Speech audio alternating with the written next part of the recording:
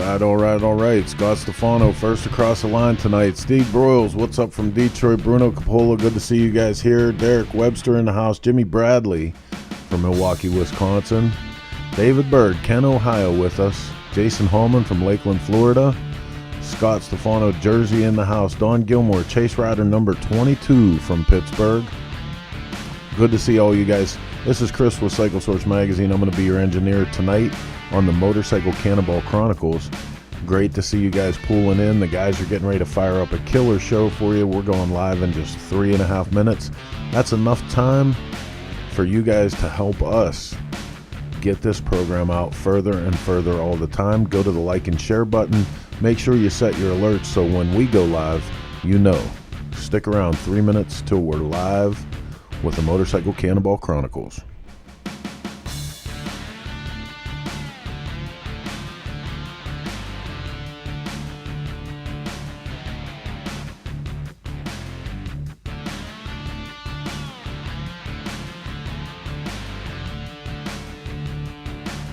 Marty Zavaco's Dayton, Ohio. That's where my boys from Lead Sled are out that way.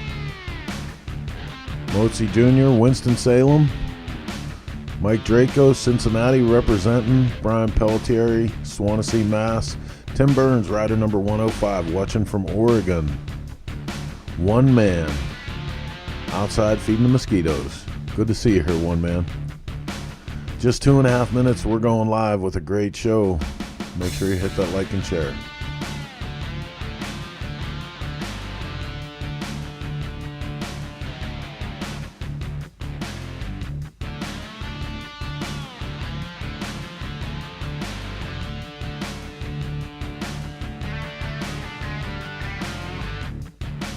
Right on, Lead Sled, 2.5 miles from you. That's awesome. I'd be over there all the time. Dusty Dollar, burning up in Arkansas. What's up? Nate Deadwood, also Cincinnati. Walter Bednarski, New Jersey in the house. Randall Ray, hello from Maine. So listen, you guys got to help me out tonight and get active with the show. You know, you don't have to just sit there and watch. You can throw up your questions, comments, concerns, wherever you're watching this from, and it'll come into the show's chat feed, and we'll get some answers for you.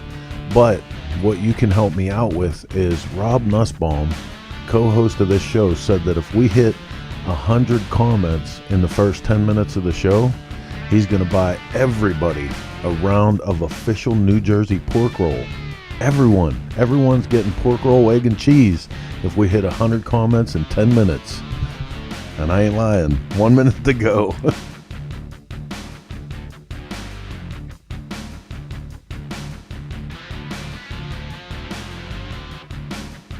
Ron Moon, Warsaw, Virginia. Awesome. Derek Webster, Ontario, Canada. Paul Lagomorosino. I hope I said that right. North Mississippi. Taylor Ham. No, I didn't mean Taylor Ham, damn it. Pork roll. Pork roll. All right. Bunny Hollington. I don't understand that language, but welcome. Welcome to the show. Bubby Clark, Southern California. Wow, man, the show is piling up. You guys are killing. We're getting that pork roll. We're getting it.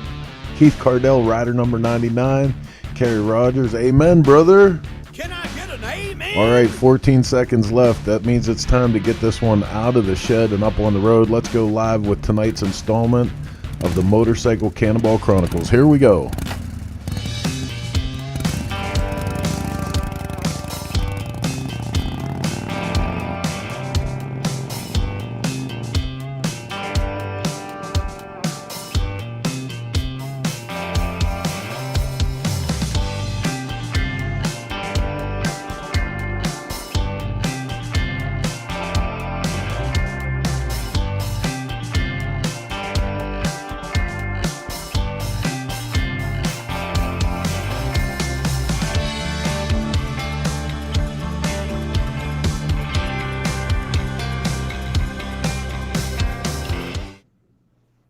Well, hey there, Cannonball Chase and Antique Motorcycle Junkies.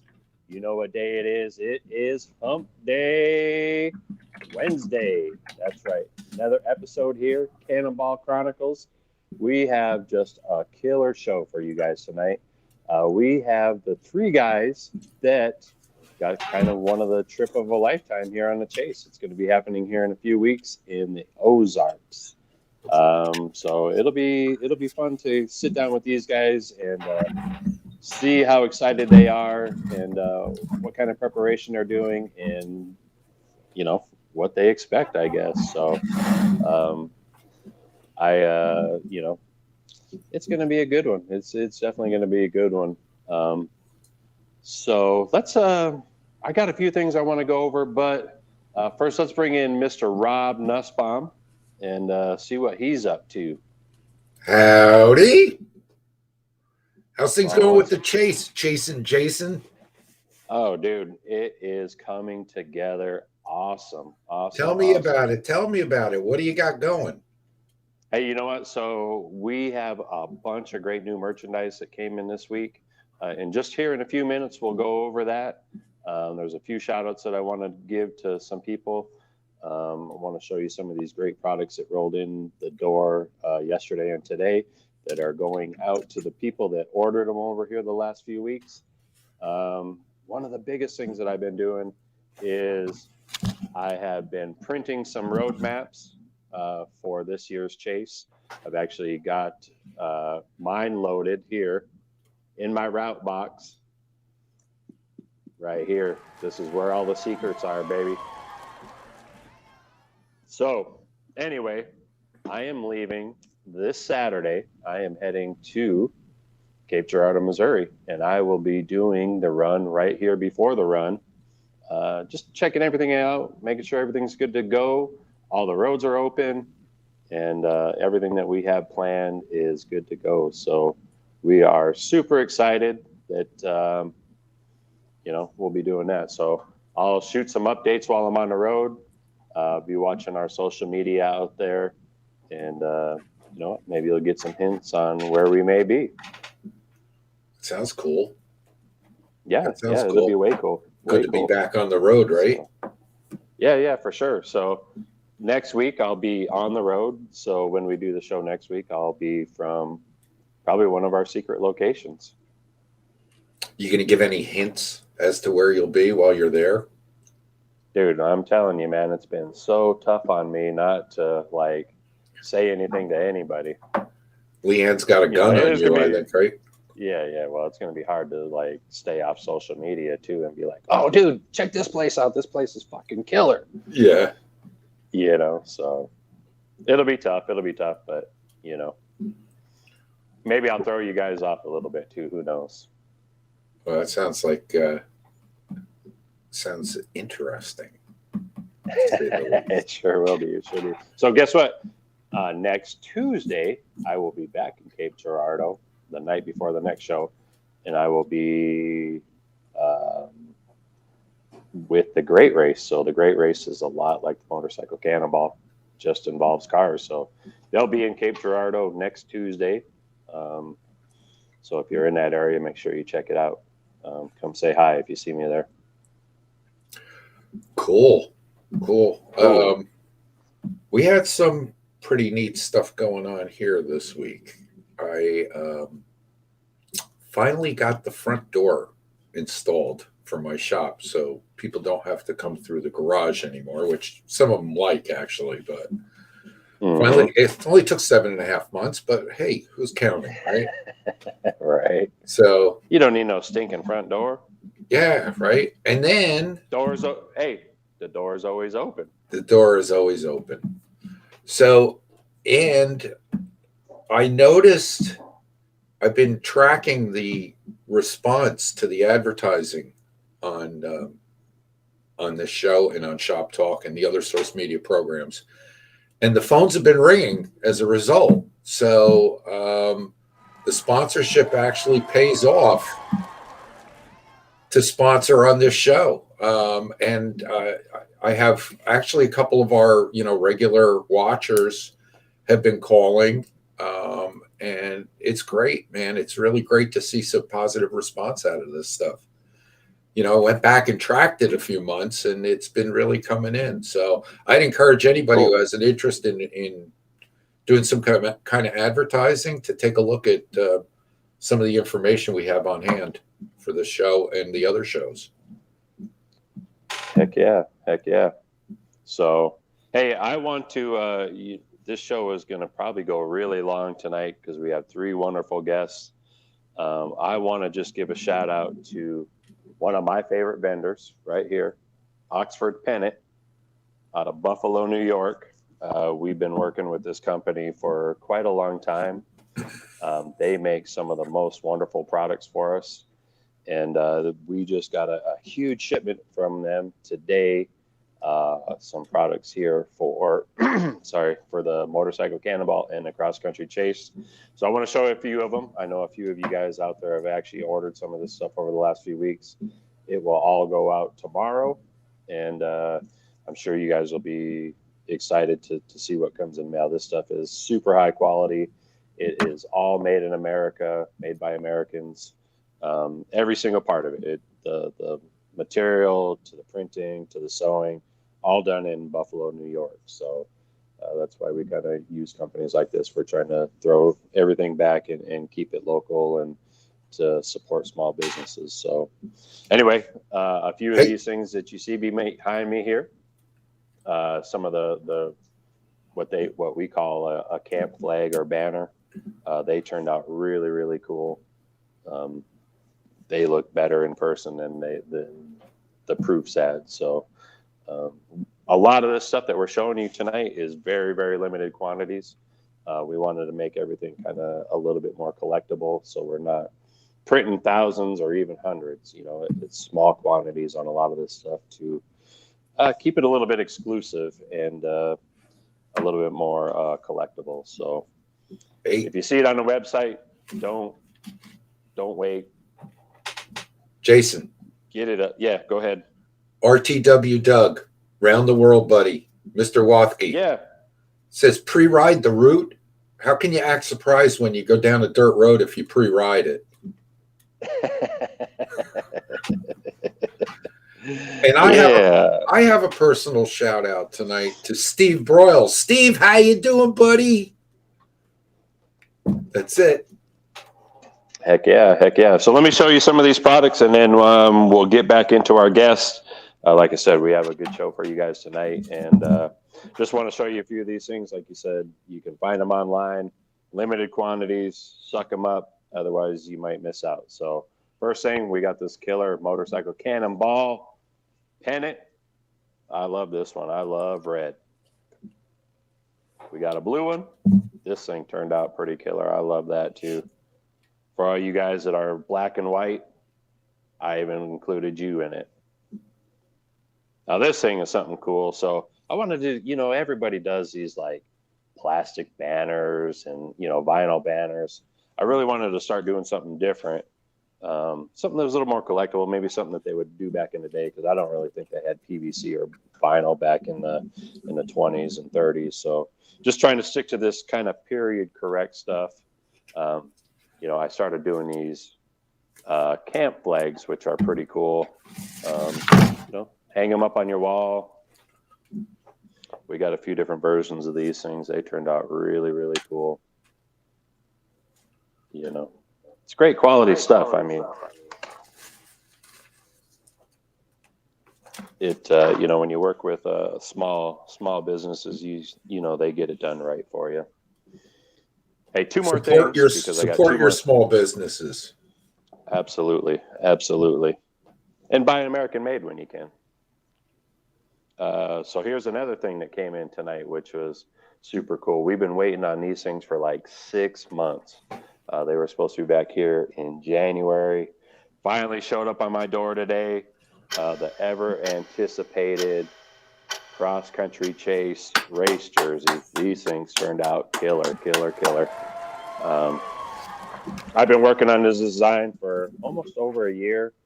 I went out and sourced this material, came up with kind of my own cut, own links, own things, so they fit our guys. These things are made for riders, and you'll be happy with them. They are great. Three last things. We got these really great American made, American printed t-shirts, Secret of the Ozarks. These are for sale online. We will actually have them in Cape Girardeau when we start and end there.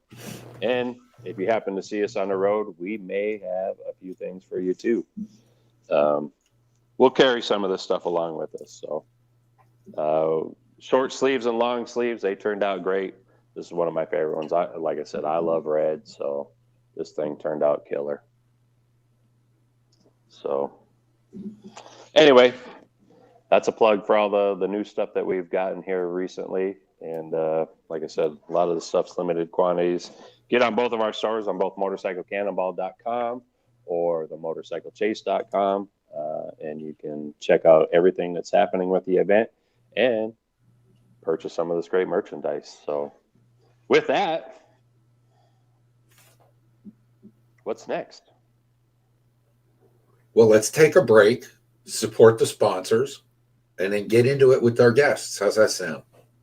You bet. Let's do it.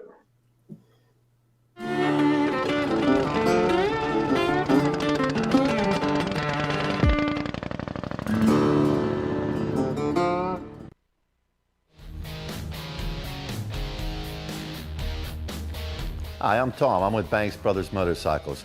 One of the things I want to show you today is our new improved engine puller. The changes to this machine has been in the arms and in the hands. We put heim joints in the hand to allow rotation of the engine, which makes it easier to get it in and out of the frame. With the angle change, we have equal clamping pressure on them. And over here we have what's called the posi lock, which allows this to be locked in place and the engine can't swing from side to side. And we're going to show you just how easy it is to pull the motor out of the bike right now. George is actually going to come in, make contact with the cylinders, tighten it down, and pull it out of there. You lift it up, rotate it, and bring the assembly out of the frame. You see the motor starting to move and it centers itself. This allows no side play once the motor's in place, and it keeps it safe. It can't fall out. Visit BanksBrothersMotorcycles.com to order your Banks lift.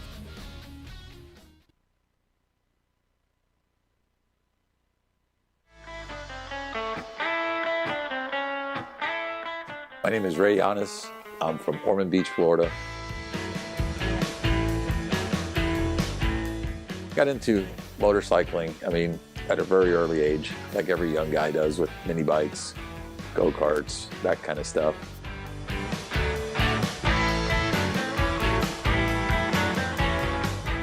I got a frame for a mini bike. I strapped that thing. I had no brakes. All my shoes had holes. And I grew up with Warren and Billy Lane. When I moved from New Jersey, I moved to Miami. Billy's a little bit younger than Warren and I. They've been cool since day one, man. I can't lie. My parents, they came from Cuba. My dad moved to New York City in 1959, right when Castro took over. I joined the Navy 1986. My chief had a Harley-Davidson there, and he had an old FLH, and he would ride this thing in his uniform every day. Had a 67 Sportster with a Magneto. Don't recommend it. My first Harley was 1989. I've never been without a Harley since. I retired Miami, I was in law enforcement there for 23 years. Now this is what I enjoy. It's kind of like a Ripley's Believe It or Not, like everything's shrunk down. Small lathe, small drill press. When it's cold as hell out here, and it's, you get condensation and stuff. I don't have much wall space, but I have a little bit of everything that's important to me. After a long day, come in here and this is my happy place. I'm grateful. I thank God every day. You don't have to be the best fabricator. You don't have to be the best designer. You don't have to be the best mechanic. You don't have to be the best welder. You don't have to be the best anything. Just make sure that what you do, that you're going to be proud of it when you're done, that you don't take shortcuts, and that it's done the right way. I'm Ray Yanis from Ormond Beach, Florida, and I'm a Dennis Kirk garage builder.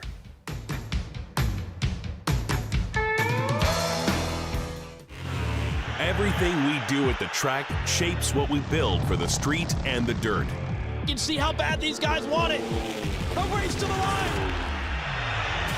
For us, racing is not for the trophies or the glory. We compete because it makes everything we do faster, more durable, and tested to a higher standard. For S&S, racing is the ultimate in proven performance, and we've been proving it since 1958. Amen. Amen to that. Can I get an amen? There we go. The Banks lift has been, I've just been recently using it. What a great product. And they've been good friends to the show, these guys. I can't say enough about Banks Gas Services and those guys. They've stepped up big time for us. So shout out to Absolutely. Tom and George and everybody involved with Banks Gas. Absolutely.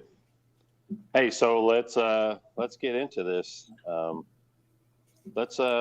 Before we kind of get into it, let's do a little bit of backstory of why we have these guys on tonight. Why do we have these guys on tonight? So it really started probably, I don't know, a couple months ago. A guy by name of Alex Trepanier put a post out on social media and said, hey, you know what? I can't do the chase, but I have this beautiful 1946 Indian that if somebody wants to ride it, hey, it's theirs for the taking. It really kind of went viral from there. Like, oh man, I can't believe you're doing this. And what a great gesture. That sparked, another one of our great guys that we've had on the show, a fellow rider, cannonballer, Chris Tribbey. And he pledged that, you know what, hey, I will donate $100 to, the entry fee of whoever gets this bike. So from there, it really just snowballed. And that one post, I think, they ended up getting 20 or 30 different people that pledged different denominations of money and, people that really wanted to get on board with something like this. And from there, they decided like, hey, this person that we're going to select will get one paid admission to this whole entire event, from expenses to get there, the bike is donated, we're going to outfit this person. From there, it kind of just really led into these guys kind of really putting a contest together of trying to get these younger people involved. And they went out and searched for some people. Some people got nominated, and some of these kids that did it, I kind of forgot where I was going there, but anyway, they ended up having to do some essays and some pictures, and tell them why that they were deserving enough to get this free motorcycle. So they ended up selecting one person. We brought that whole thing on the show. We actually announced it right here live on Cannonball Chronicles. Our first guest, it will be Jake Smallwood, got selected for that. While we were on the show, we were messaging back and forth with Chris and Alex, and they said, you know what, hey, we have enough money here that we would like to select one more person. And Chris decided that he would donate his bike that night. And that night we ended up selecting one more person. This thing was really just kind of snowballing out effect. And the next thing you know, we had enough money to do a third person and had a third motorcycle donated. So anyway, that's our three guests tonight. We're bringing on these three guys that got selected for kind of a trip of a lifetime, a free motorcycle, all expense paid trip to the 2021 cross country chase, Secrets of the Ozark, that starts here in 2 weeks.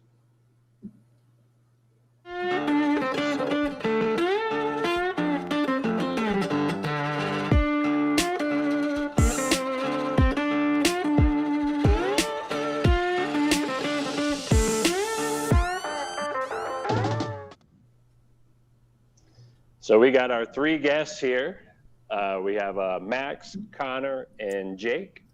We're going to get a chance to talk to all these guys here. Real quick, I just want everybody to say hi. Let's start with Jake. Say what's up. Hey, guys. How's everybody doing? Very good. Thanks for joining us tonight. Oh, hey, yeah, Connor, what's happening? Hey, everybody. Welcome. I'm from San Diego and enjoying the beautiful weather right now. Hope everybody else has some nice weather. Cool. Heck yeah. Hey, Max, what's happening?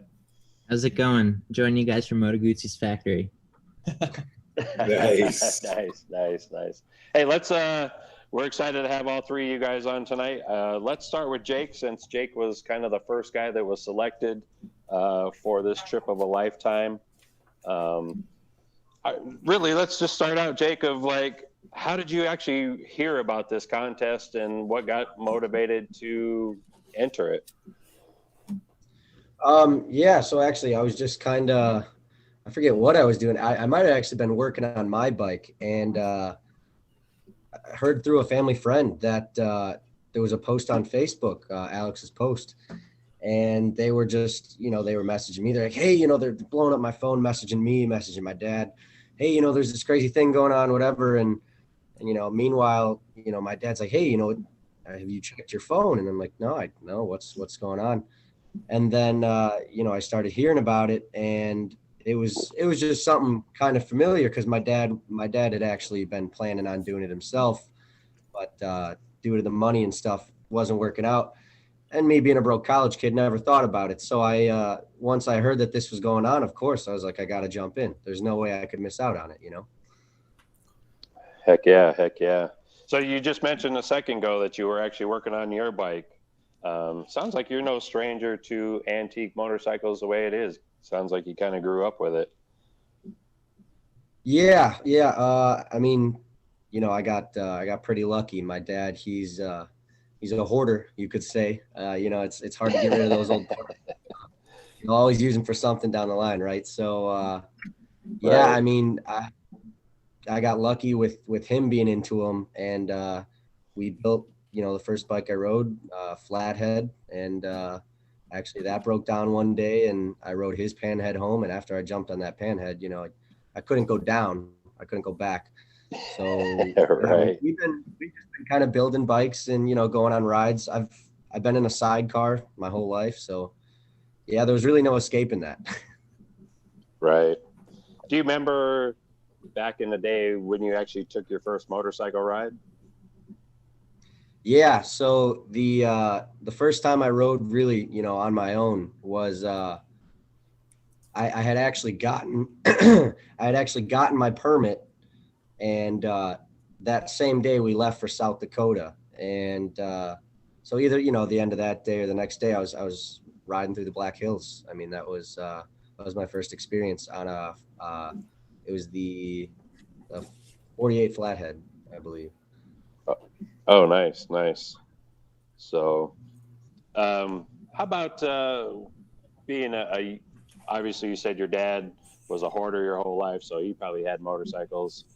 Do you remember the first time, whether it be a mini bike or a scooter, kind of what your first experience was with a motorcycle? Yeah, definitely. Actually, kind of the same as earlier. What you're saying is, it was like a mini bike, but it was a Cushman. We have a family friend. We used to go out to Wasion, and I'd have a bicycle and stuff. And I was getting to an age where I saw the Cushman, and they were like, "Well, you want to try it?" And I tried it out, and it was awesome. I was riding the thing up and down through the grass. I wasn't allowed to go on the road yet, but yeah, just kind of messing around on the small stuff. Just little things. We had Sears bikes, those small little Sears bikes, and I had buddies with little mini bikes. Yeah, I mean, I kind of could attest to that. Really, that's where the basic layout started. Oh, nice. Let's fast forward a little bit. Have you ever? Well, I guess you did say that you went to South Dakota on an old bike. Have you ever had any other experiences? I think I remember you being on the Pandemonium ride. Isn't that correct?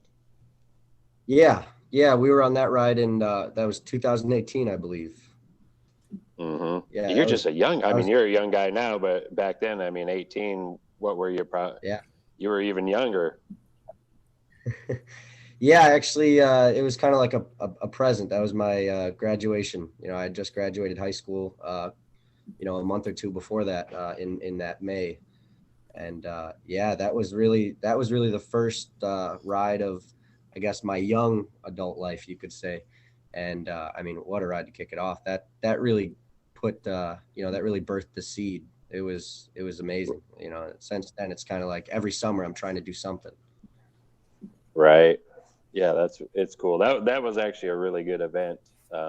I didn't particularly get to ride on it. I was there right for the start of it, and then I met her, seeing everybody come into Wasion, and that was a pretty spectacular ride, and I'm sure that was something to remember. Oh yeah, no, it really was. I mean, it's crazy. You don't see a lot of old bikes on the road as it is. Usually if you're on an old bike on the road, you're getting looks. You might see one person every once in a while, but I mean, to have that many panheads just in lines, it was unbelievable. It was crazy. It was an awesome sight. Right. Heck yeah. Let's move forward to finding out that you were actually the first person selected for this kind of ultimate giveaway for the chase. Let's talk about kind of your feelings about it. Yeah, so I actually do remember that night. I was watching with you guys. I was in the comment section a little bit, but it was crazy. I had heard that there was quite a bit of other people that had also tried out for it. And, I imagine there had to be with how great the opportunity was. So it was just kind of sitting there, it was like a nail biting thing. I was kind of sitting there waiting, and, you pick up on your own name. And I had a little bit of delay with the stuff. So as soon as the video kind of went out and I heard the name, it was like, did they say my name like I just won or what, but it was really cool. I mean, it was awesome. I was getting, my parents were calling me because I'm out in Iowa right now, actually at school. But yeah, parents were calling me, and it was a thrill. It's like when you're a little kid and your parents, they tell you, hey, we're going on vacation. It's like, oh, hell yeah, and I can't wait. But So heck yeah. Jake, Karen Andrea just piped in. She said she met you on the Pandemonium and said you rode the crap out of that bike. Such a great young man. Do you? I don't know if you saw Andrea. Karen Andrea was on last night on Coast to Coast. Great guest, and she rides all over the country. She's very impressed with your riding. What were your thoughts leading up to the Pandemonium about any anticipation of any problems or anything like that? And what'd you do to prepare? Because you'll probably do a similar thing for the chase. yeah, I mean, with it really being my first big kind of like group ride, I was kind of I didn't know too much. It was kind of just listening to whatever my dad thought. But then, I was also 18. So it was, the deal we kind of had was you do your own thing, you pack your own stuff, you get yourself ready, and you make sure you're ready by the time we need to leave, and we'll get together and we'll leave. And that's what we did. We did a little bit on the bikes beforehand. My bike was actually just being finished before that ride because we had created it for the ride. So just fine tweaking things, you grabbing a handful of wrenches, going around, tightening up all the nuts and bolts, just giving everything a little one over and really crossing my fingers. My dad and I believe we make a great team. So there wasn't too much worry for it on my end, but just kind of leaving things up to chance and looking forward, with a positive outlook on it. But as far as packing stuff went, Jake, is it going to be you and your dad on the chase? Yeah. So something like I said before, me and my dad, it's a tradition. Every summer we try to do something together. And obviously with how busy this summer is, this might be the only opportunity we had. So he said, to hell with it. It's worth it. I'll do what I can to afford it. And we're actually both going to have the opportunity to go on the ride together. And, I couldn't be more happy.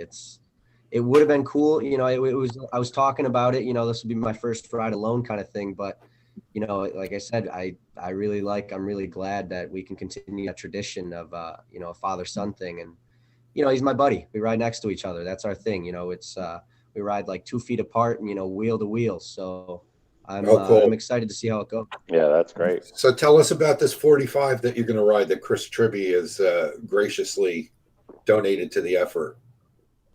Have you ridden it yet? Yeah.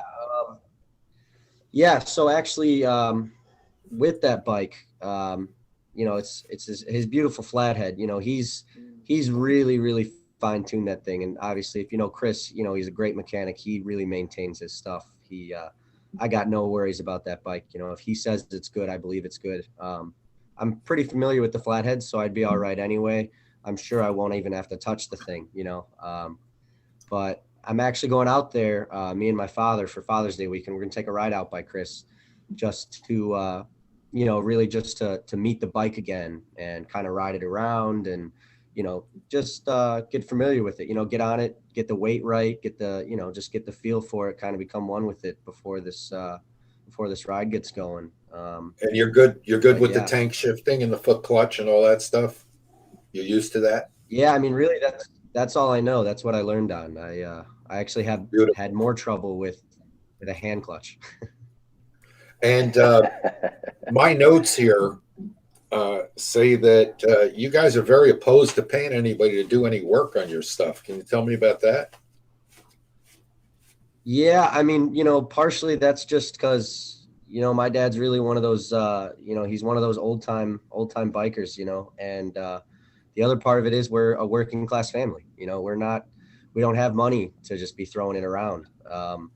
Can I get a name, when time gets man? tough, you gotta, there's a picture on the screen there. I'm wearing overalls, changing a tire. That tool there is, it's something that we built. And, if we didn't have the tool, you're either gonna make it or it's going to stay broken. It's kind of a process of elimination, kind of problem solving. And, chrome, it's kind of like that saying, chrome don't get you home. You can't pay somebody to come fix your bike when you're sitting on the side of a road, in the middle of the night. Right. So. Absolutely. That is a fact. That's a fact. So, hey, so being a college kid, have you put much thought or any worry into, or what's your thoughts about the quiz? Yeah, so that is one thing I grasp on some early American history and geography. Actually, I'm out here at a trade school, so I was doing just a lot of welding out here. But I'm going to try my best to I'm going to give it I guess you could say I'm going to give it the college try to kind of study up on some of that stuff and really hold on to as much as I can for that quiz and that informational stuff. There you go. How about the competition between your dad? Do you see that there may be a friendly competition going on between you two while you're riding? Yeah, I'm sure there will be. Where there's always little just being two guys, and at the age I am now, it's like we're friends as well. So I'm sure there's going to be, there's always a little bit of sport in between it. I'm sure there's going to be a little bit of stuff with the extra points. We get as far as it goes, there's points for videos and pictures and knowledge. So it might be a little bit of secrecy between us. Hey, do you know this? Like those like dad jokes. I might be like, hey, do you know what this is? And him like, yeah, I do. Do you? So I'm sure there's gonna be a little bit of sport there, but or you can feed him wrong answers. Oh yeah, that's what I'm sure he's gonna be doing that. He's retired now, so he's got all the time in the world. Hey, one last thing before we start moving on to our next guest here. What are you doing to get prepared, if anything? Yeah, so yeah. Like I said, really, we're kicking everything off this weekend. That's kind of like my start to finish, getting the bike. And I've gone on some longer trips. I've usually packed way too much, and with something like this where I'm going to be on the bike this long, really just kind of minimizing everything down. Just I'll probably, here on live in front of everybody, honestly, I'll probably end up wearing the same clothes most of the ride. I mean, that's just the easiest way to do it. I don't really care. And just kind of just getting used to that bike. Other than that, getting all my thing, the odometer, the map, fire extinguisher, stuff like that. That's all I got to do. That's a warning for everybody, right? Don't get too close to Jake. Yeah. Make sure you don't stand too close. It's funny that you were just talking about that, because I was just writing an article today for the event program that we're doing for this event about how to pack and what I do to pack and about wearing clothes, and it's okay to wear the same clothes sometimes. So, if you turn it around, it's clean on the other side. Well, that's going to be a whole new twist to social distancing. Yeah. Yeah, there you go. You turn it around and you can turn it inside out. Do it again. There you go. Cool. Well, hey, Jake, it was great. Hang out with us for a few minutes here while we move on to some of these other guys, and then we'll circle back around and get us all involved here and have a little bit of sport to it. So, Rob, let's move on to our next guy, Connor.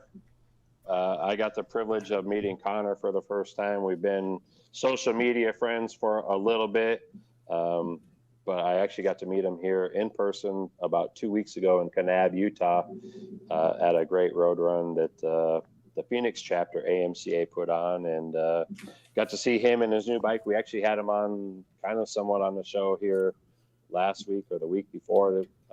Got to talk to him for a few minutes. So let's catch up with him here real quick. Rob, why don't you start us out? Sure. So you were actually the winner of Chris Tribbey's ride originally. Is that correct? Yeah, that's right. So tell us what happened there.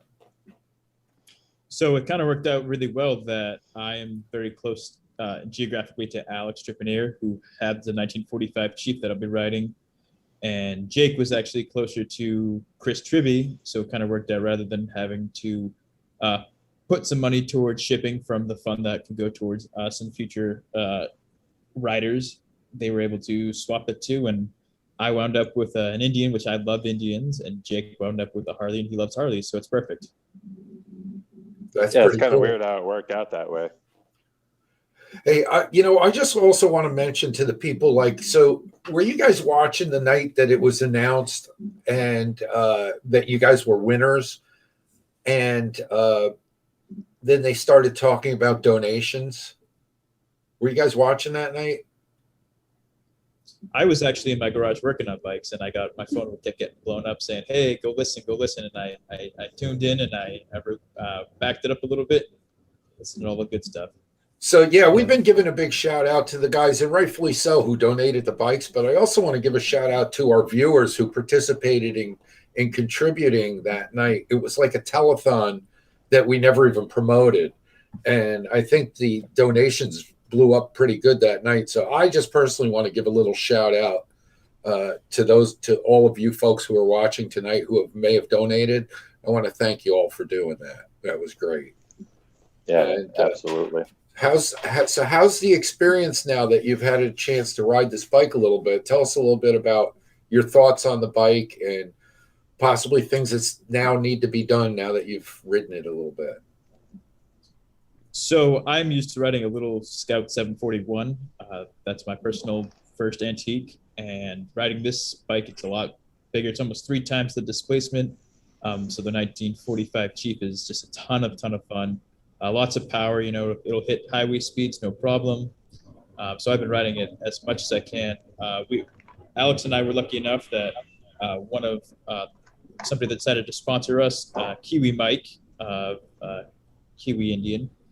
We took the bike up to him and we went through everything we could think of, checking things over, replacing the little things that have been worn out since Alex has been riding it since he redid it a few years ago, and just making sure it's 100%. So we're very confident. We did the whole Kanab ride and had no problems besides a flat tire, which was from a pinched tube. We were able to patch that on the side of the road. So the guys thankfully taught me how to do that, and we're ready for the chase. Yeah, I actually got some pretty good training at the road run there in Kanab by really kind of witnessing firsthand of some of the repairs that you might have to come up on, which one is probably one of the most common ones is a flat tire. Yeah, absolutely. And the day we got there, I think it was probably changing the heat and stuff like that, but we had adjusted the valves at Kiwi Mike's shop, and we didn't have a chance to check them again after I ran it for a little bit. And one of them had loosened up to have no adjustment at all, and one of them had loosened up to have all the adjustment possible. So the night before we really got on the ride going up to Bryce Canyon, Alex and I took a look at them and adjusting them properly. Kiwi Mike showed up and said, "Hey, we probably should check these before again." And I said, "Yeah, that was my fault." So I learned a lesson there and got a little more experience of adjusting the valves and timing the motor again and all the good stuff. Okay, so I'm looking at something that's pretty unique on that bike. And Chris, if there's a possibility of pulling up a picture of the bike, the side shot of that'd be great. But some of our viewers, I would say probably most of them know, but to explain to us how this front end works, because it's a little unique. So can you tell us a little bit about the workings of that front end on that Indian? Absolutely. So this is a front end that was used all the way until 1945 with different variations on Indian Chiefs and certain Scouts. And this is basically a leaf spring, the same one you'd see in a truck, except cut in half. So it rocks in a different way rather than a girder, which goes out forwards and backwards, and a springer, which goes out up and down. This works in a little bit different way where most of the rotation is in the rockers, and there's not a ton of bend in the springs themselves, but just enough to keep you going straight down the road and make it nice and comfortable. Now, I've talked to some people. They say that's probably one of the superior front ends that Indian ever made. What are your experiences with the ride, with the way it rides? I agree. I'm 210 pounds, and it's a lot more stiff than my little Scout, which I absolutely love. A little more rideable, and it looks great too, of course. Yeah, it is unique looking. That's for sure. I bet you'll never go back to that 741 now.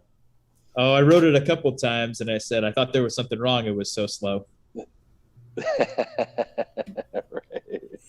Hey, let's talk about how you really got started in motorcycles. I was reading here a little bit that you were actually a pretty young age when you got involved. Let's elaborate on that just a small bit.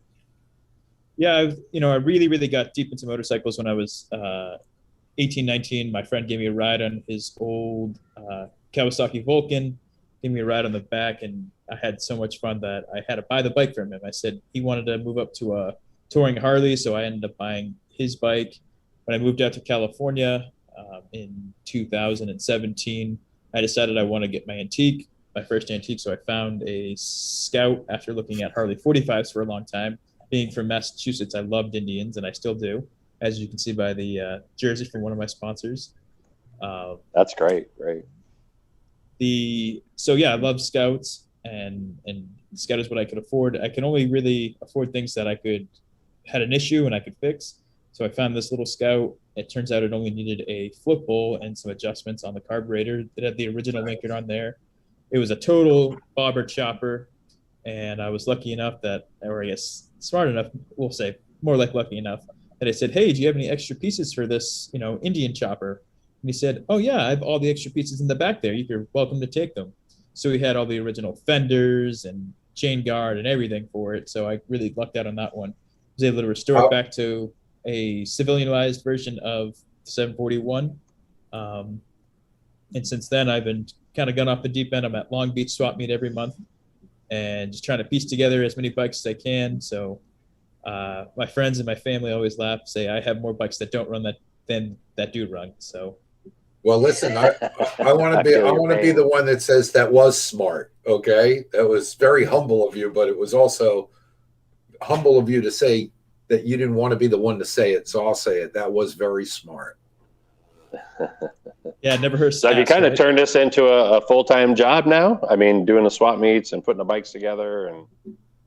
Yes and no. I was working a full-time job before, and due to COVID, I got laid off. So while I look for the next step, I've just been playing with old bikes and having much fun. So I was lucky enough to be granted this trip. So I'm, focusing on that and super excited. And did you know Alex prior to this? I met Alex at the Los Angeles chapter Fallbrook run. It was at last October, November, December, last fall. And we were the two youngest guys. I was 27, he was 32. We were the youngest guys there by about 20 years. So we instantly clicked off. We have a similar personality. We're both big jokesters, so we just got along. And I saw Alex's post online, and I texted him and say, "Hey, what's the deal with this?" He told me everything, and I wrote my essay and applied. Oh, that's great. Yes, great. I remember after seeing both of you guys in Canab. I mean, it really seemed like you guys have knowing each other for 20 years. I mean, you guys are kind of two peas in a pod and joking around and, you know, almost like your brothers. You kind of look the same too. It's kind of nice that Alex is paying forward. You remember when he came on the scene in 2016, Jason, and Doug Feinsod introduced us to him as Superstorm Alex? Oh yeah. Yeah. So, and he really paved the way, and it's nice to see him pay forward on this to the younger guys. Yeah, absolutely. That's pretty cool. I'll just say, so Jason, Connor, what are you doing to get prepared? I know you've been working on the bike a little bit here and there, but are you doing anything mentally, physically, doing any studying for the quiz, trying to lose weight, eat more, drink more? What's going on with Connor? So I actually found an online college class of Ozarks 101, and I've been watching that on YouTube, trying to, you know, sponge up as much as I can for this test. Todd Cameron actually told me there was a test. I didn't when we were in Cannabon, I didn't know that before, so I was like, oh no. And then we were going back and forth because I know that he won last chase. And I was bouncing, you know, Harley and Indian history off of him, and he didn't know a lot of those. And I said, well, what is this about? And he said, oh, you know, how many railroad tracks do you cross and stuff like that. And he said it's just a big mix of everything. So I'm not sure what's going to happen. Right. So I'm trying to prepare the best I can. Really, it's one of those things that you really don't need to know a whole lot. You just need to pay attention a lot. You know, it's not one of these things that we're wanting you to open a book, because I'm not a book guy. It's just one of those things, like a lot of gee whiz information, and like I said, just paying attention while you're riding, and that's our goal on the whole entire thing. Yeah, I heard a story where Todd Cameron was riding his bike down the road and took his hands off the handlebars, pulled out a piece of paper, and started writing things down. Oh, dude, I witnessed it all the time. It was crazy. I was like, you know, he had like this little pocket protector thing and was down here writing notes on it. I mean, it was pretty crazy. I mean, he definitely took it serious, and you know, wanted to make sure that he did good. Yeah, I'm not surprised. He took his Velosat 500 out to Cannabon. He was keeping up with all the chiefs and everything, so that's pretty impressive. Oh, that bike is way killer. I mean, I was way impressed with that thing. You know, how the thing could pull hills and how fast it could go, and pretty impressive. Making me want to get one of those little small dainty things. So, hey, all right, let's bring in our next guest. Last but not least, we have Max Lynch here coming in. Max was the last guy that kind of got selected on this thing, and maybe he could be the best guy because he was selected last. Anyway, let's bring him in and learn about him. Max, what's happening? Nothing much. Hoping I am the best, maybe. That'd be cool. Here we go. Well, I'll tell you this. Hold on a second, Jason. He's got the shirt for the pocket protector and the notepad. Yeah, I do. So, gentlemen, you other two guys, pay attention to what's going on here. He's already prepared. Connor's jersey's awesome, but mine's practical. Hey. Max, hey, tell let's us. Start out about. Yeah. Oh, go ahead, Robbie. Tell us about what you'll be riding. So Courtesy of Fred Wacker, I believe, right? Exactly, yeah. So I'm going to be on a 1950 Moto Guzzi Falcone. It's a single-cylinder 500cc bike that they made for quite a few years. Right after, World War II, early 50s, all the way up until the 60s, I believe, when they switched to the classic V-twin that they continue to use now. And it was used a lot by police and military units. There I am with a friend of mine, the Guzzi doctor, Joe Walano. Joe's a great guy. Yeah. So I've been, I've been around Joe since high school when I started working there as an apprentice for a few years. Wow. And that bike has actually been in and out of the shop a lot. It was owned by another guy, Frank, who comes in and helps out Joe, and that participated in the Cannonball in 2018 and 2016, I believe, too. It was actually his bike before he sold it to Fred. So weirdly enough, I had seen this bike over the past few years, and now I'm going to be riding it on the Chase. Oh, that's great. Cool. I had an experience of riding on the Kickstart Classic with Buzz Cantor was riding that very same bike. And I got to tell you, that thing's got a lot of kick-ass in it. It does. You know, it's people think it's a little Italian single, but it's not. Actually, that's next to my bike. I'm a Guzzi guy, so the fact that, you know, Connor's on an Indian, Jake's on a Harley, and I'm on a Guzzi, and we all ride those bikes outside, this is pretty neat. But yeah, so there's a bike there. It's a single, but I was keeping up with Harleys and newer Guzzis a few weeks ago when we went up to Wisconsin on a ride.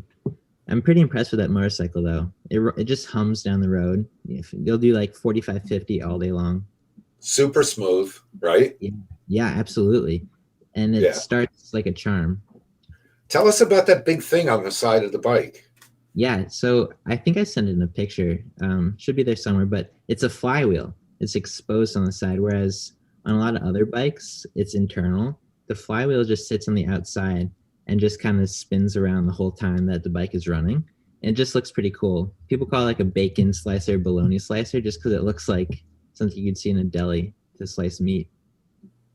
And tell us about this. Oh, there. Let's take a look at this. Yeah, that's it. I wanted to mount the number plates on there, but I couldn't figure out a good way. Yeah, that's funny. Pretty cool. Tell us about that rear suspension too. That looks pretty unique. Yeah, so it's nothing like a spring or anything that we see on lots of more modern bikes, or like Connor's bike. I think in the rear might have a spring. That's actually just a hand spring.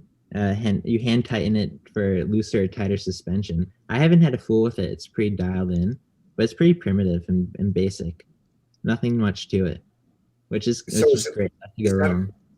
Is that a coil spring or just pressure?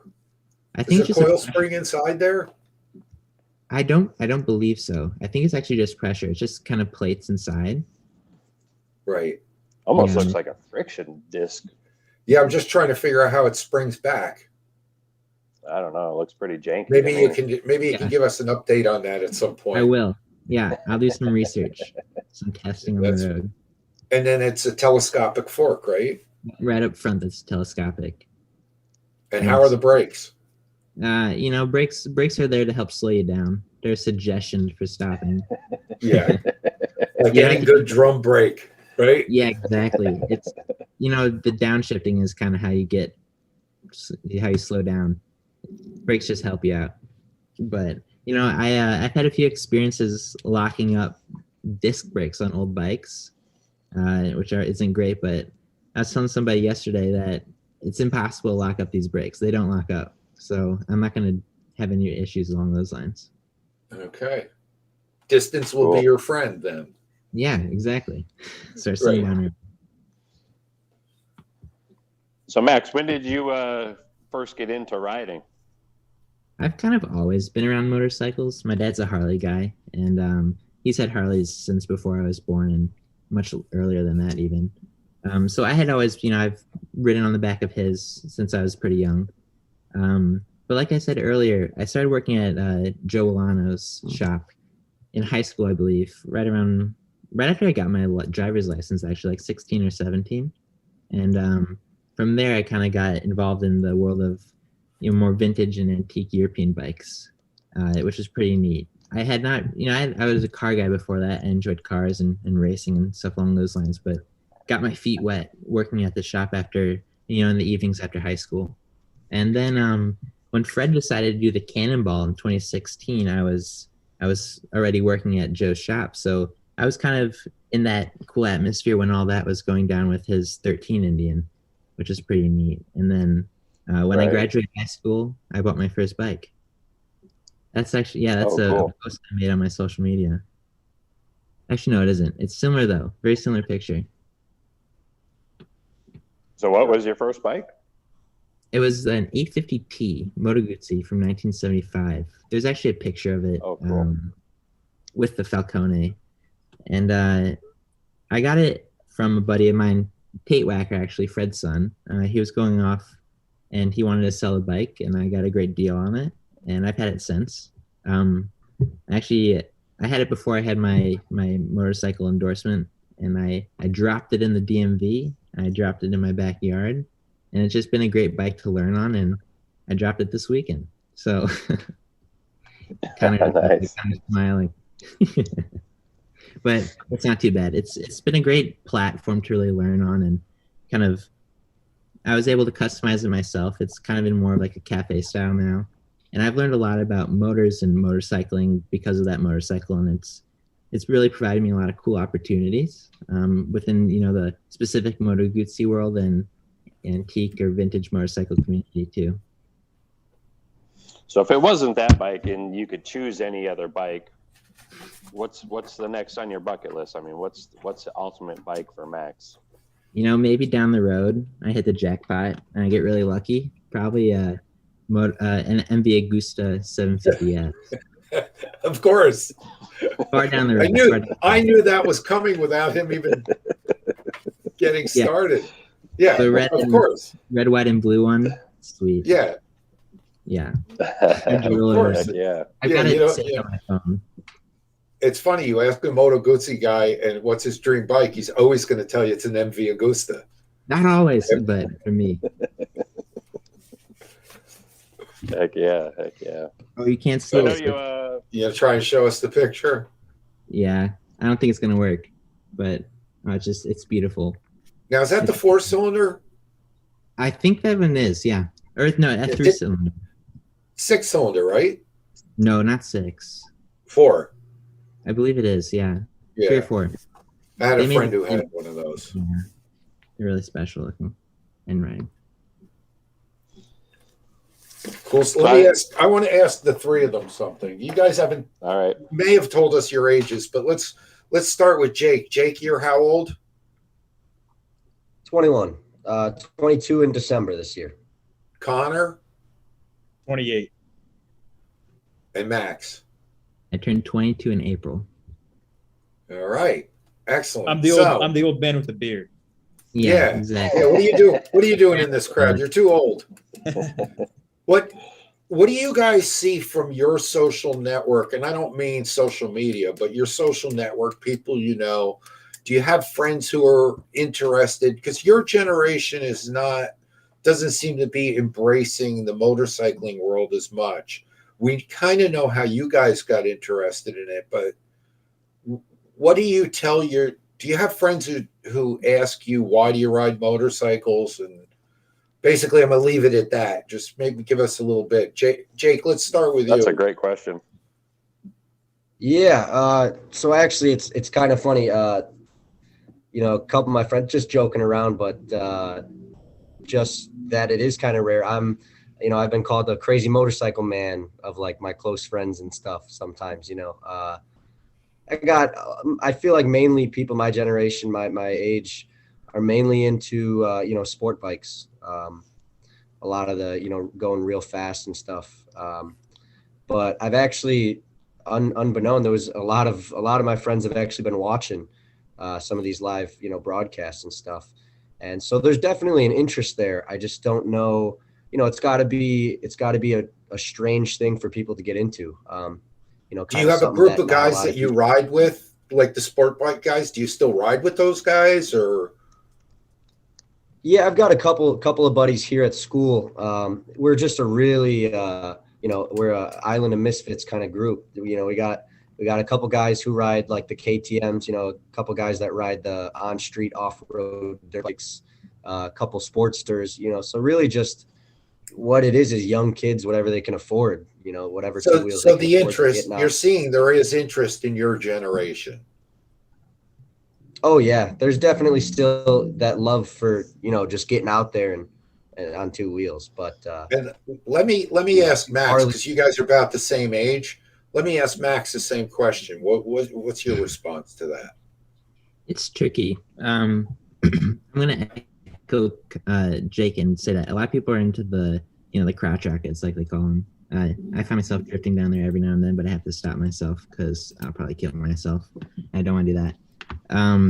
I think a lot of it too is an easy, gateway into motorcycling for me was vintage motorcycles. Sometimes they're a little bit more affordable, sometimes not. But my Moto Guzzi wasn't too much compared to a bike that would cost new from a dealership. And I think it's tricky for people to get into motorcycling for the affordability, but also people don't recognize the outlet that antique and vintage motorcycles can offer.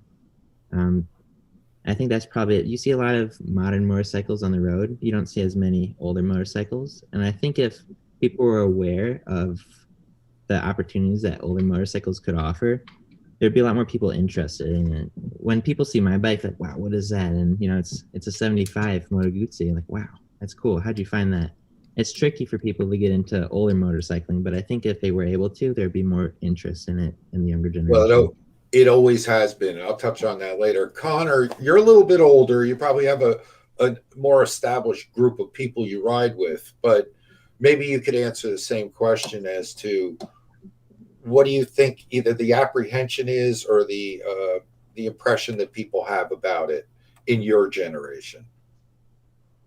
Yeah, well, your question reminds me of the old joke you see that goes around online and says people our age, young guys don't like to ride motorcycles because you have to pull your pants up above your knees, And you're still wearing those pants?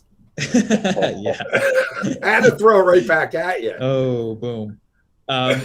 No, so it's definitely true. I as you said, I have a group of people that I ride with. I'm from Boston originally, and all my friends out there are motorcycle friends, and they all like to get into the ultimate thing is to have a Harley bagger and stuff like that. And I used to have one of those, and I moved away from that when I moved out here. And I've kind of become the guy that's the youngest guy and the oldest bike. And the picture you're showing right there is actually from an event at one of my sponsors, Indian Motorcycles of San Diego. That's the new 2022 Chief next to the 1945 Chief that I'll be riding. And it's kind of cool to see the similarities between the two, similar color and all that. So that's pretty cool. Jason, indulge me one more question here, actually more of a statement. Okay, so when I was 18 and I'm 7 years old, it was the same thing. And we've been hearing this for years and years. The younger generation doesn't want to get involved. And in the Antique Motorcycle Club, when I came in, you could buy knuckleheads and panheads for $1,200 to $1,500. And you wouldn't buy the knucklehead because you buy a panhead and you put shovel heads on it. But that's what was going on at that time, right? I mean, so I started out with a 66 XLCH Sportster that I built myself. Now, this was 1976. I was 18 and 16 years old, something like that. I don't know. Anyways, I built it out of parts, and that was the way in. And so I always aspired to have a more antique bike, but that's just the nature of the game. And a lot of my friends who rode the crotch rockets, the Japanese bikes, the whatever, eventually came around to Harleys. It's always been that way, or they came around to embracing antiques. So I would say that things really haven't changed. And that's my little dissertation on that. I think we're always going to be a cross segment of the bigger market, but people's tastes change, their rides change, and their pocketbooks change. So you guys are lucky that you're on antique bikes. It's kind of nice, and it's nice that you embraced it at an early age. So kudos to you.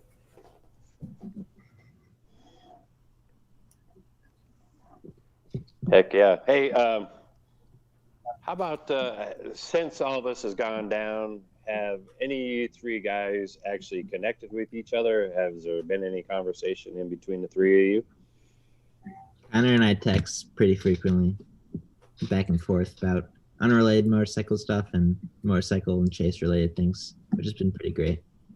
Yeah, some of the stuff we were talking about was to kind of compare lists of the things that we need to bring, spare tubes, air pump, things like that, patch kits. So make sure we have it all.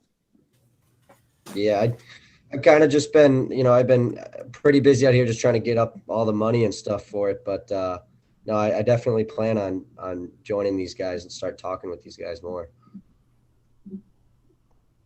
So where I'm trying to go is like talking with each other is, I think everybody out there wants to know, like, have you guys started talking any smack yet? Like, dude, I'm going to kick your ass.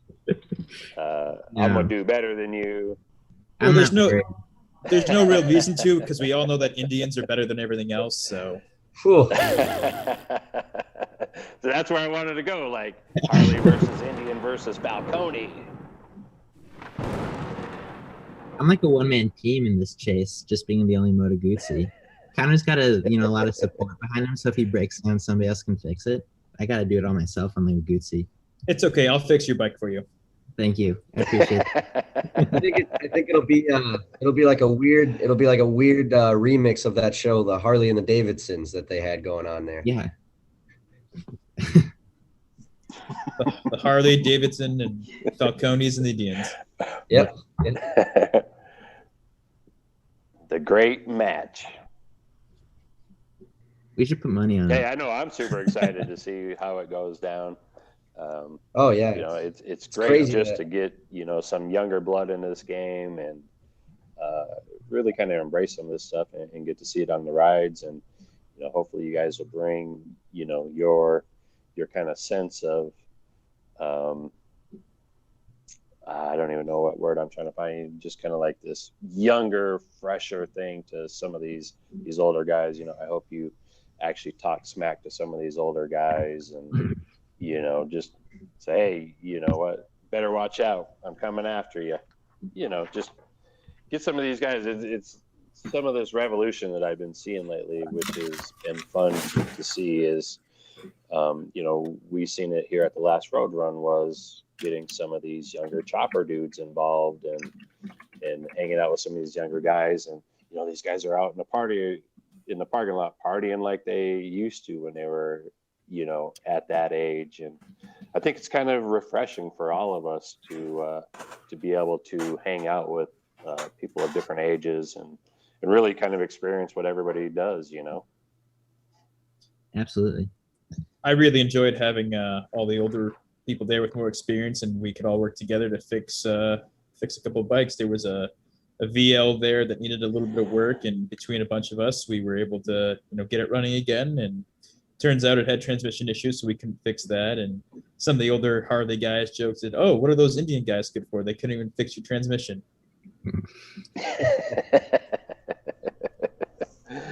You got those guys. It's hard for me because I like them all. So can you imagine a wise ass who's in motorcycling? I can't imagine anybody being a wise ass. Oh no, never. No sarcasm whatsoever in this group. So, I hope out of this experience that you three guys actually become pretty good friends out of it, and we'll have a relationship, for 30, 40 years in the future. And you can always look back and be like, hey, you know what? This one event brought us together, and and a lifelong relationship happens out of it, and I think it will, because out of most of these events, most people become your family, and I'm sure that not just you three, but a whole bunch of other people will probably really latch on to you guys. I mean, you guys all have great personalities, and I don't see anybody not taking a liking to you. Yeah, the under 30 club, the three of you. Hopefully there'll be more. I remember when I was back in that club at one time. That's a long time ago, though. I'm surprised you can remember it. Not that long ago. Hey, so anyway, we're getting low on time here.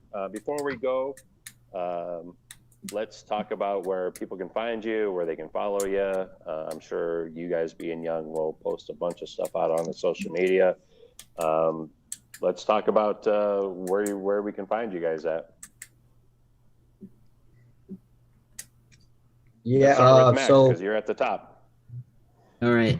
So I've got Instagram. I'm not a huge social media person, but I like Instagram.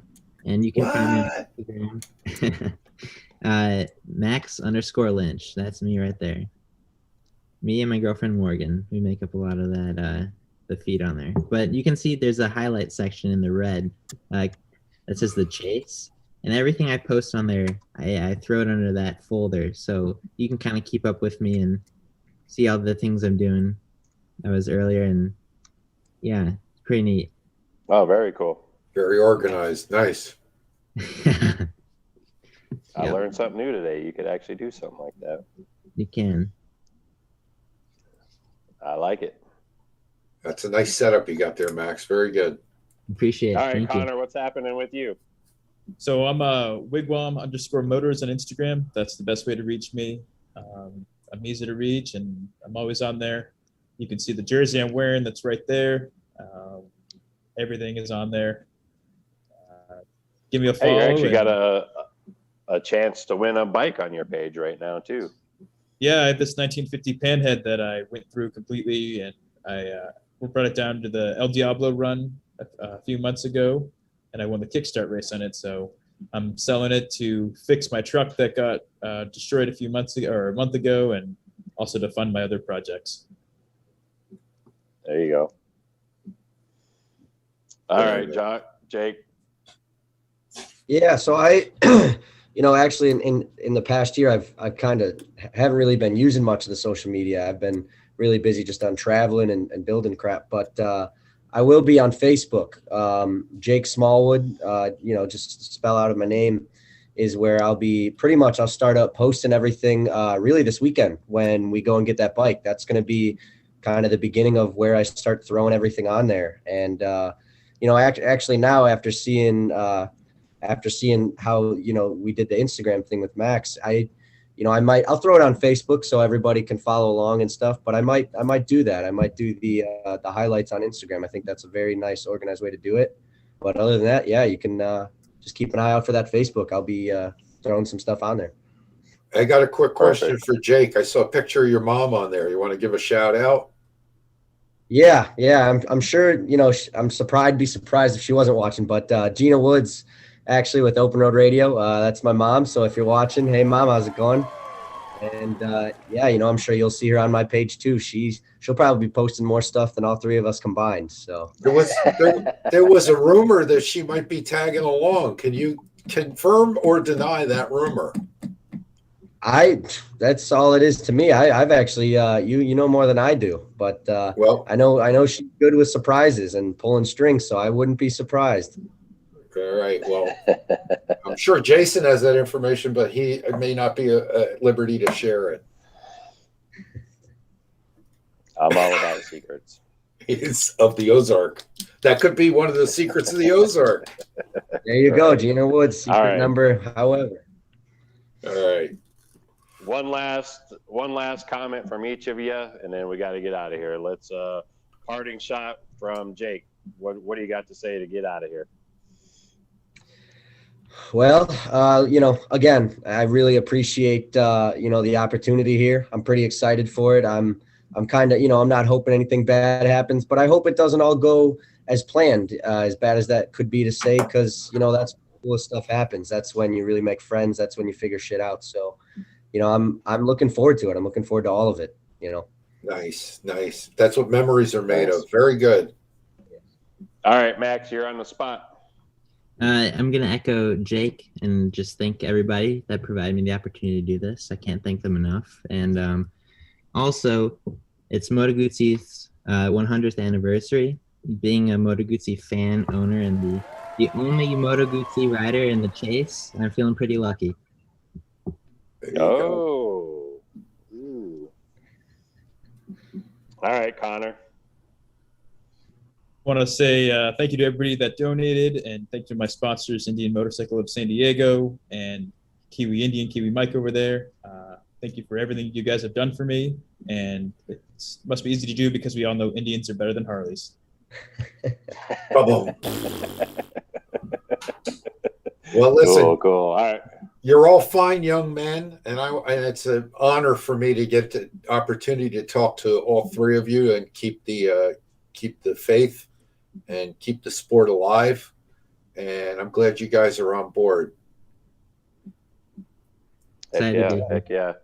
Yeah, thank you for I'm having us. excited to get to see you all here in just a couple weeks. Hopefully your final preparations will be all intact and very good. Hopefully you packed what you need to pack. And yeah, so that's really all I got. I'm excited. I'm glad that you guys came out. Thanks again. One more thing. Connor, All the only good Indian, and I'll just leave it right there. Are you even going to let him defend?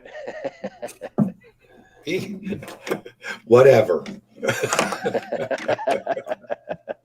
Good luck, fellas. All right. We'll talk to you guys later. Thanks. All righty. So how cool was that? That was really cool. Those are three very fine young men right there. Oh, my hats definitely. off to them, and so glad that the three guys, they're all kind of humble too, which is nice that, you know, they won this position and they're being very humble about it. It's nice. Right. Refreshing. And I like that little hint of sarcasm here and there, and that little jabbing. And well, that just shows that they're bikers, they're motorcyclists, man. That's exactly. They'll fit in just fine. I mean, I never bust your chops, right? No, Never. Hey, did I hear that you're doing live broadcasts every day from the chase? We are, yeah. So tell us about that. Super cool. So we have partnered with Source Media, the people that help us out with this show. They are coming along for the ride. They're going to do the chase with us. Can I get an amen? Can I get an amen? So they are bringing the mobile production studio to the chase, which means that we'll be doing live broadcasts every day. Some produced stuff like this. We'll actually be doing some of the raw live stuff that we've always done in the past. And we will be throwing more content than you probably care to see, but we don't care. We're going to just throw it at you, and you know, hopefully you don't get in trouble at work for not being very productive and only watching us. Fantastic. Chris Tribbey's chimed in. He says he's glad that he and Alex could help fund this, and thanks to Fred Wacker and Joe Walano too for jumping in on this. Yeah, absolutely. Excellent. Without those guys, this wasn't happening. So, and you're going to try. You're going to try and keep it alive. I'm sorry, Jason. Yeah, I think we all should. I mean, with those guys really coming on board, I think more of us should get on board, and you know, not even for this event or not even for the Cannonball, but you know, even the guys that are out there listening, you know, take your neighbor, take your, you know, one of your friends' sons to a road run with you, take them to a swap meet. You know, let's try to get this generation involved more into this antique motorcycle hobby, and you know. Absolutely. And it's been going for years. Like I said, they're always saying we don't have enough kids in this. And I just think it's, you know, the whole sport of motorcycling is declined in participation, but I don't think it's the generation. I just think it's no pun intended, but it's a cycle, and we're in a down curve of it right now, but it'll come back. And the more you keep your kids or your grandkids or whatever involved, the more they'll have great memories of this stuff and stay involved. Right. Even over the last year and a half, I've really been seeing kind of a little bit of a trend of some of the younger people getting into this. I've had some in-length conversations with one being Haggerty, is you know, of kind of what their trends are, and they have great analytics to tell us of, you know, who's getting into this stuff and what they're buying and all that kind of stuff. So I think we're kind of seeing a little bit of a turnaround right now, whether that had to do with COVID and the pandemic, or, you know, people are just maybe tired of freaking Netflix. Who knows? I don't know, but I'm pretty hopeful. That this stuff will stay alive, and, you know, us just being the caretakers here for a little time, we'll find the next caretaker for our stuff. So is there anything else you want to bring up? Because I just want to tell everybody, get out there and ride your motorcycles. That's all I got. All right. Hey, we'll see you guys next week. I'll be on the road somewhere in the Ozarks. Tune in, same place, same channel, same everything. Again, thanks for everybody out there to support us. Chris Callan has reminded me that we need to plug the Motorcycle Cannonball website and Retro Cycle for all your aftermarket and OEM parts for Harleys. Give us a call. We've got all the brands, drag specialties, custom chrome, etc. And you can reach us at retrocycle.com. And let's not forget that Sunday night is Shop Talk, and Tuesday nights we have Coast to Coast with Chris Simmons and Michael Lichter. And tomorrow night, Torque, right? And tomorrow night, Torque. Thank you, sir. Chris Callan, tell us who's going to be on your show on Sunday. I think you have a good lineup there, from what I understand. It's actually going to be really cool, man. We're going to have two different types of racing represented. So Ronster from Milwaukee is coming on, not so much in the racing capacity. He's going to be talking about the Shovelhead reunion and the vintage drag races that are going on in Iowa in July. We're actually going to have them on to talk about that event. Brother Barry Wardlaw hooked me up with those folks. Very cool. Yeah, very cool. And do you know who's on with John and Jason tomorrow night? Rob Bidos is one of the guests, but I know they have two, and you're making me look bad as an engineer now because you have your hands full. I know you're using your toes and your fingers and your nose and everything to keep this show going. But they have Rob Bidos on, and the BRL race is coming fast. We're a couple weeks out from the BRL race, and they're hunkering down to get ready to go racing in Utah. For those of you, Cole Freeman, I just got my production assistant / boss. I heard the yelling in the background. Yep. You're in trouble, pal. Thank you guys for the plug for that. So, that's for people who don't know what BRL is, because we got I think a more of an antique audience. That's the Bagger Racing League, and it's really I've learned a lot about it by watching Torque. It's really come a long way. That these are very high performance baggers. They have a minimum weight limit, and if you want to learn more about what these are, and I encourage you to, because it's very interesting stuff. These are not your everyday baggers. This is like the NASCAR of baggers. It's very cool. So watch Torque tomorrow night, 9:00 Eastern, right here on the Source Media Network. You can find it all right here. There you go. Hey, we'll see you guys next week. Have fun, everybody. Thanks for watching.